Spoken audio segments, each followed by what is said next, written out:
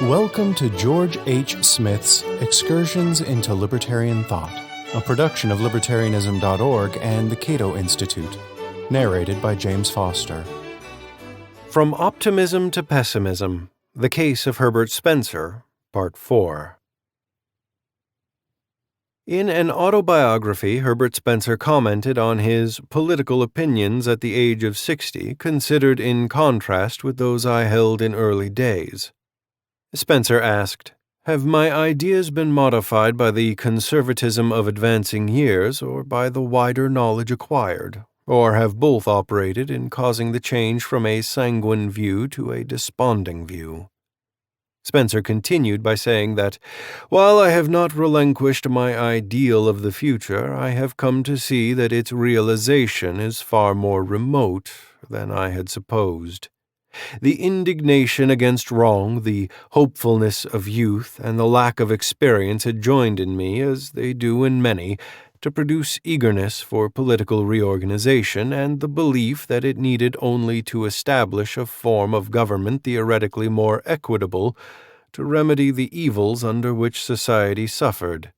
Hence my juvenile radicalism."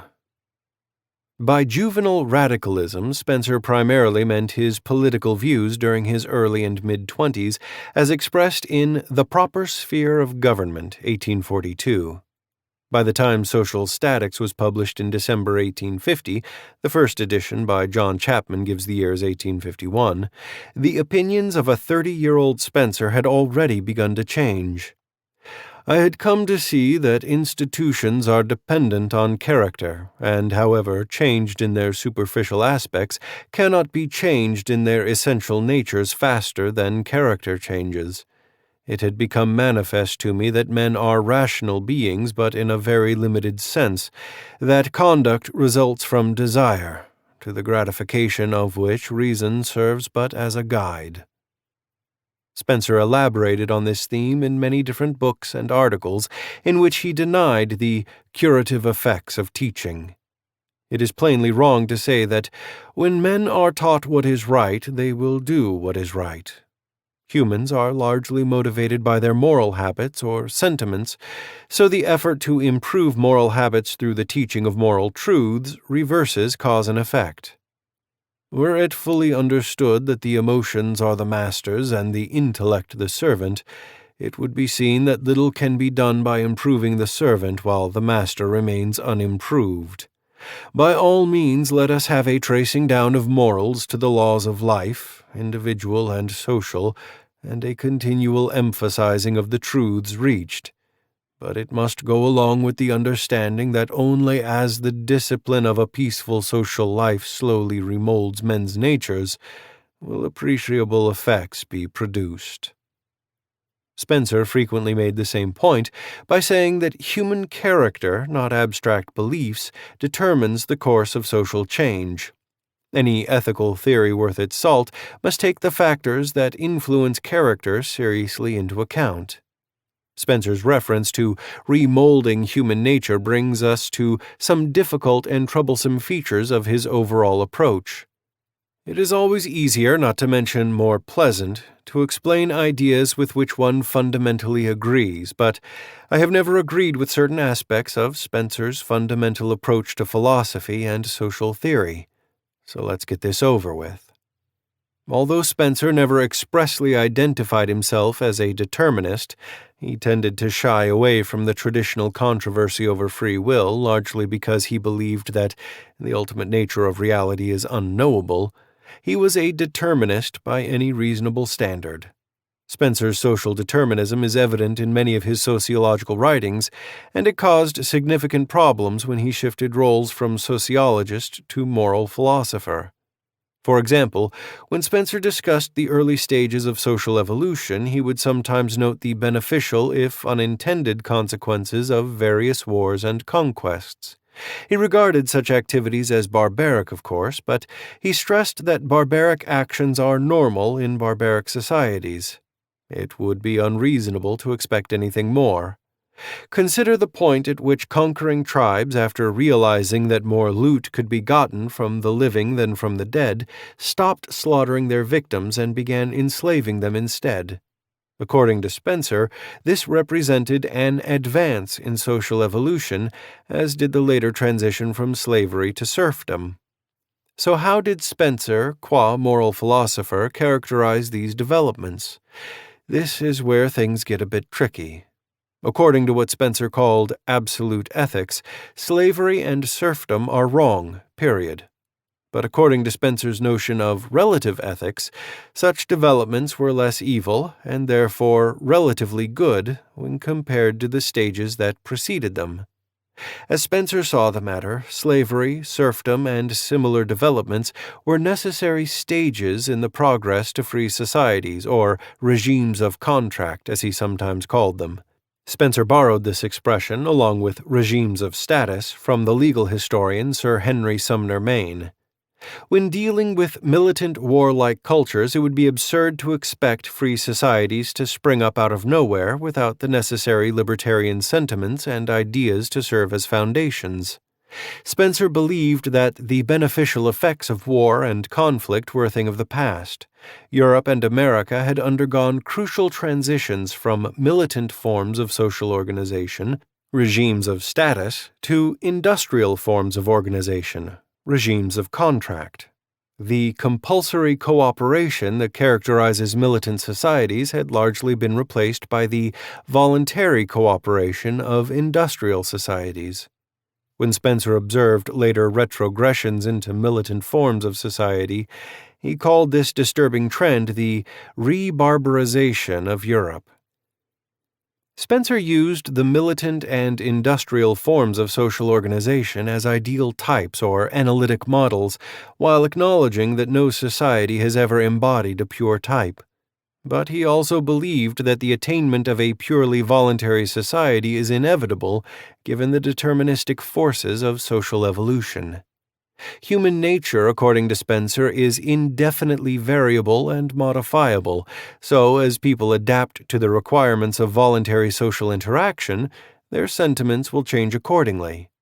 In the final stage of social evolution, not only will individuals desire justice for themselves, but most people will also desire equal justice for others, so they will favor restricting governmental powers to the protection and enforcement of individual rights.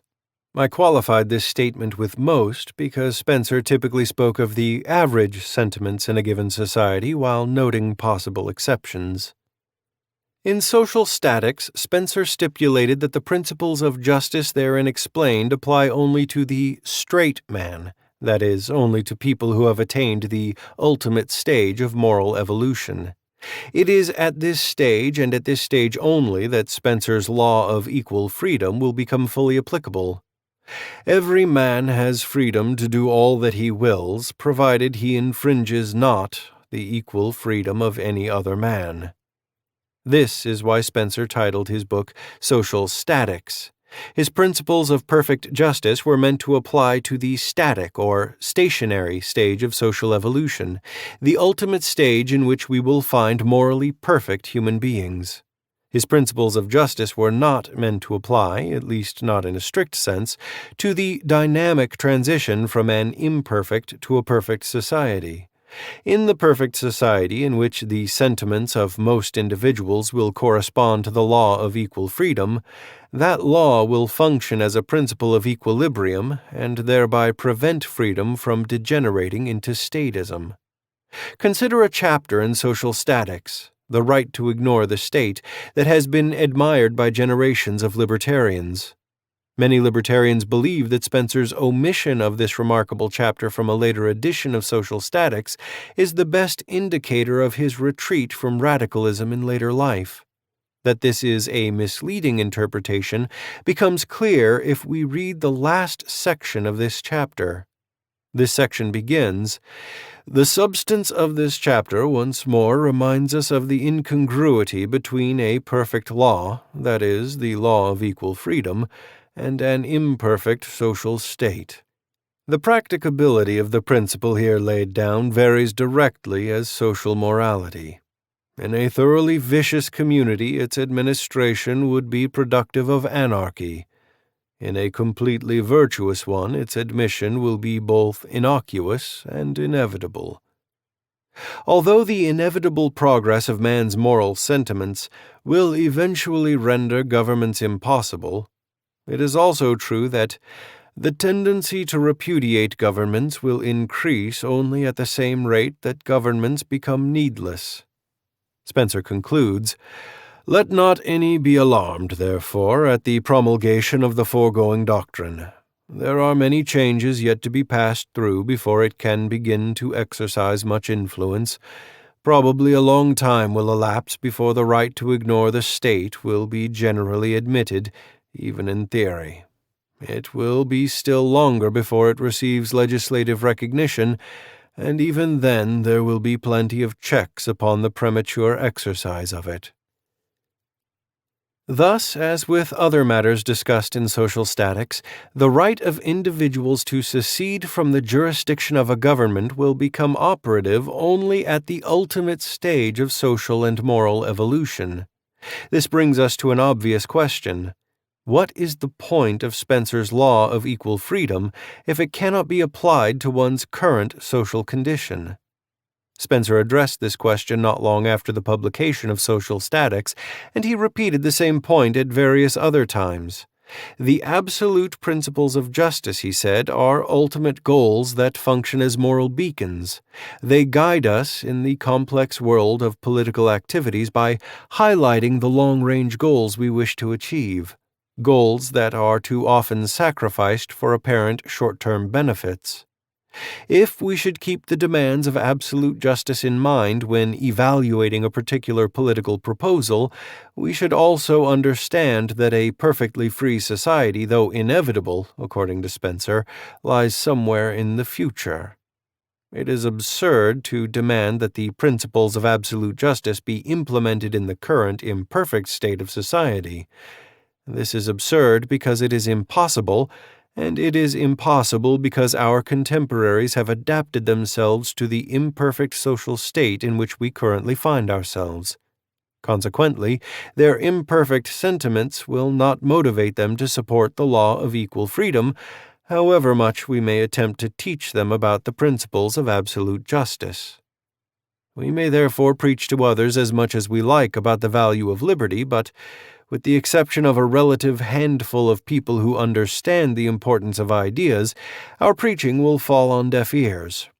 Not until freedom has progressed to the point where people can experience the beneficial or harmful effects of their own actions, while understanding that government will neither deprive them of the fruits of their labor nor save them from the folly of their own voluntary decisions, will people fully adapt to the conditions of freedom and develop the moral sentiments necessary to sustain a free society.